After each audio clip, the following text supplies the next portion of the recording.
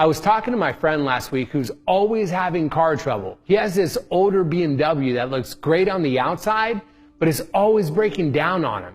It's to the point where he's about to lose his job because of all of his no-shows from his car not working. As he was describing his problems, I just had to ask him, why not just trade your older BMW for a cheaper, more reliable car instead? He told me that he couldn't possibly be seen in some cheaper car in front of all of his friends and the girl that he was dating. He just wouldn't listen, so I pressed again.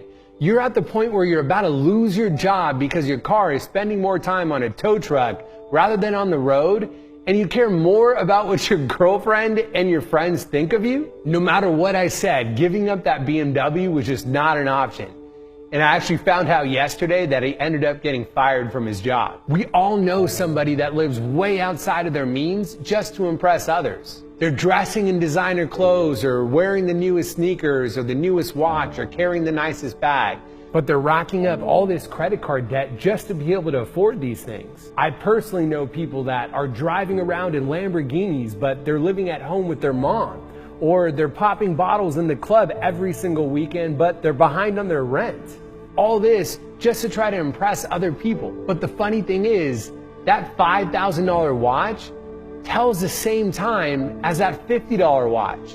And that $3 million house can make you feel just as lonely as that $300,000 house. Even that Prius can drive you just as far as that BMW can, if not even further. There's this quote from Will Smith that I really love where he says, "Too many people buy things they don't need with money they don't have to impress people they don't even like." And the ironic part is, people that have the most money in the world don't even show it. Mark Zuckerberg drives a $30,000 car. Bill Gates wears a $10 watch. And Warren Buffett still lives in the same house he bought for $31,500 in 1958. Now, I'm not saying there's anything wrong with having nice things, but when it gets in the way of what's actually best for you, that's when it becomes a problem. If you know someone like my friend who's having a hard time with overspending to impress others, here's 3 quick tips of how you can overcome it. Number 1, evaluate your circle. If you were to tell your friends that you're not going to go out as much or you're not going to spend as much because you're trying to save money, would they be more likely to support you or would they give you a hard time? Surround yourself with people that help you develop good money habits. 2, recognize maintaining appearances has no limit.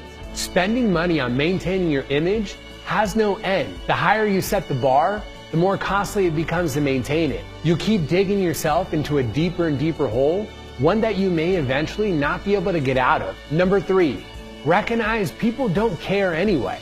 Often the people that we're trying to impress by spending all this money, they're just waiting for us to slip up so they can point their finger and say, "See, I told you." This reminds me of this quote that I saw that says, "The greatest prison that people can live in is the fear of what others think of them." If you know someone like my friend who drives that beaten up BMW and will do anything to maintain appearances, please share this so they can also get the message.